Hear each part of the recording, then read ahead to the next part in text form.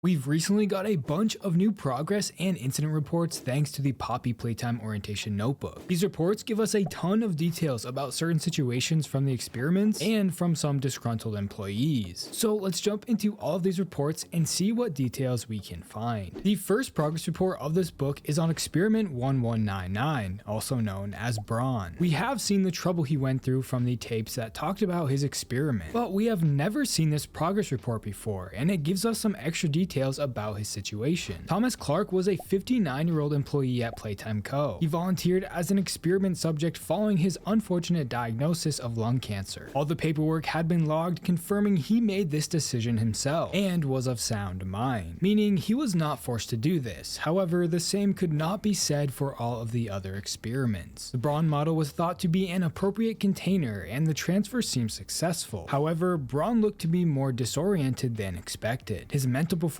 was also disappointingly poor. He did not understand what had happened to him. More interestingly, the other experiments were hostile towards him. They knew he was different from them and attacked him. His thyroid and larynx were torn out as he was left in a puddle of his own blood. He would have been killed had the team not intervened and performed a 12-hour life-saving surgery. He was then kept separate from the others. It seemed like the toys knew he had been an employee before, so this is why they attacked him. It is unknown as to what happened to Braun after this report. Next, we get a progress report and incident report of Huggy Wuggy. The progress report talks about how everything was going smoothly for Huggy. His limbs were strong, so strong that they could dent metal. His sharp teeth could split bone, and he had a smile that says he's every bit the toy you believe you know. He was the best product the innovation team had produced thus far. He was intelligent, and he did as he was told, so they put him to work. He could hide in plain sight. He could watch. This is referencing what happened to Rowan's stall, how he saw Huggy's eyes moving and started to talk about it, which ultimately led to his death, but we will talk about that later in the video. Huggy's obedience was short-lived. This security report tells us about what happened from the restricted disappearance tape that we've already seen, so I'm not going to go over it too much, but they ended up finding Huggy outside of a house where his intentions were unclear. It's thought that this could have been the house of the child that turned into Huggy Wuggy. It was as if he was trying to return home. There is also a note attached. It says they covered up the incident as much as they could. It was as if the security team was letting Huggy do their job and got lazy, leading to his escape. They had to shut down the factory to the public to clean up the situation.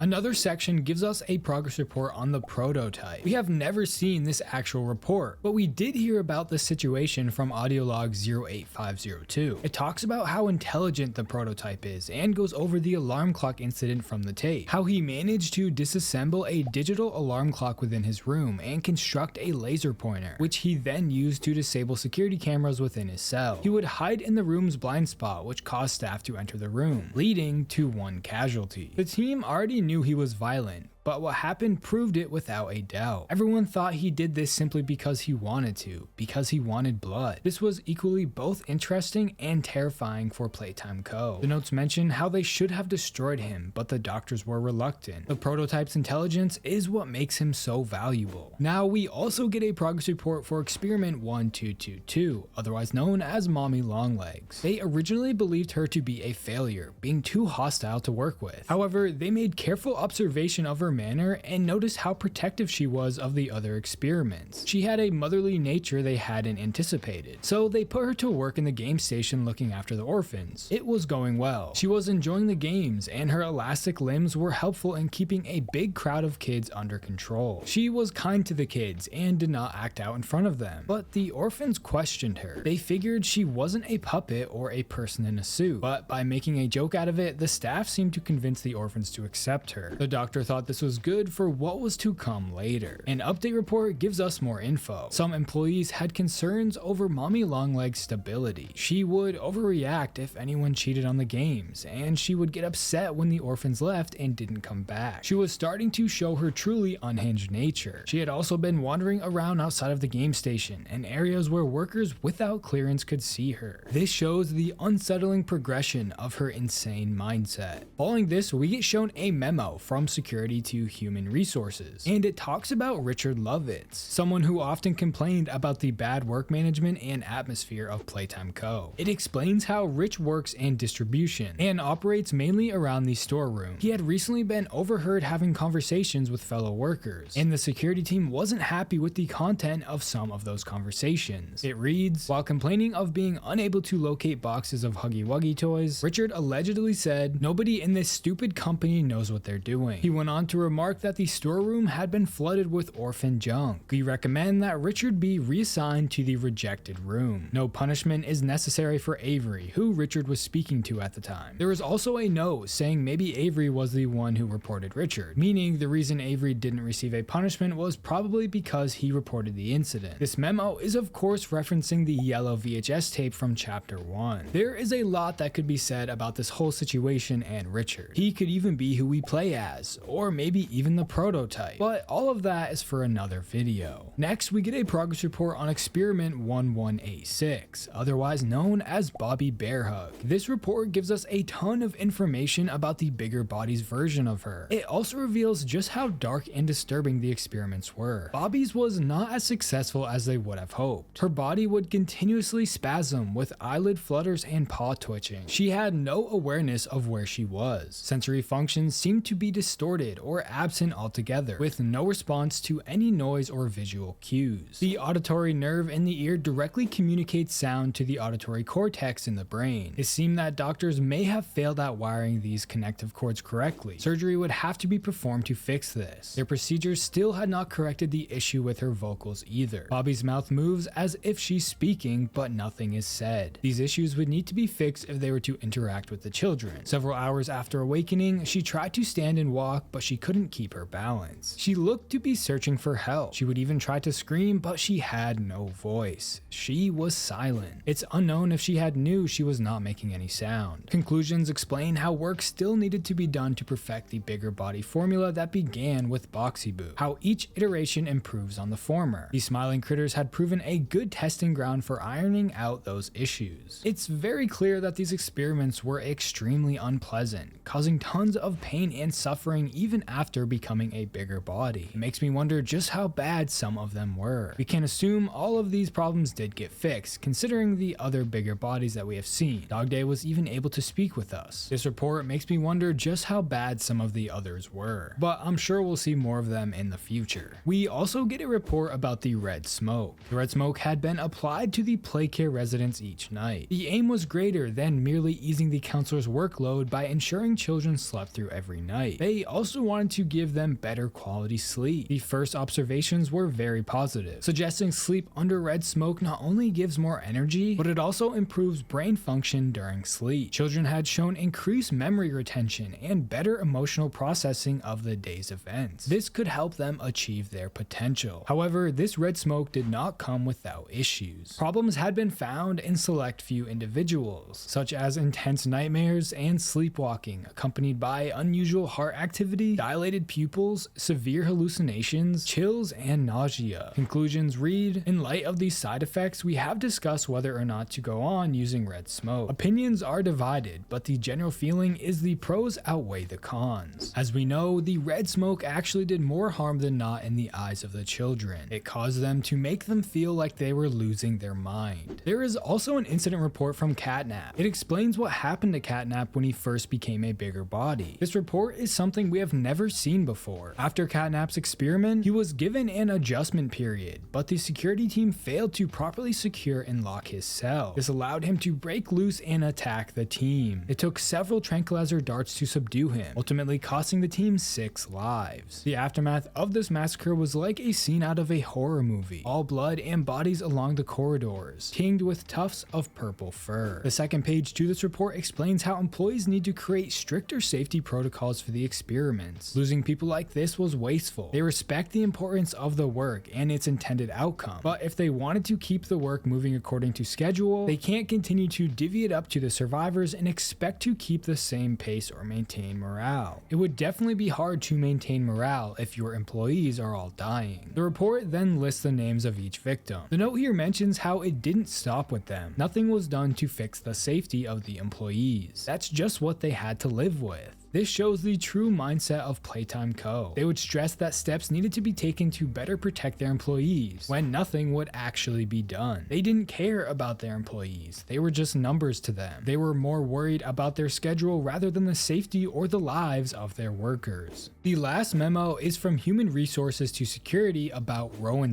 It goes into more detail about his whole situation. On March 30th, 1991, he contacted Leith Pierre, saying tour guests had been complaining that the Huggy Wuggy statue seemed to be looking at them. Rowan believed that there might be cameras installed in Huggy's eyes. He was quoted saying, "If some creep is hiding nanny cams in our mascot's eyeballs, this thing needs to be taken seriously." On May 28th, 1991, almost 2 months later, Rowan backtracked on all of this, telling Leith a maintenance guy had simply not locked Huggy's eyes in place, so they appeared to be moving. He assured Leith he would cause no further problems, saying, "I'm not looking into it anymore. I mean, not like there was anything to look into in the first place. You won't be hearing anything else from me." The memo continues with how Rowan did not drop the matter and made a recording on which he claimed someone tried to kill him, and he was going to release confidential information. Also being quoted saying, "I've scheduled the company's servers, the security, to be shut down for 60 minutes of maintenance. While security is out, I can release everything and run.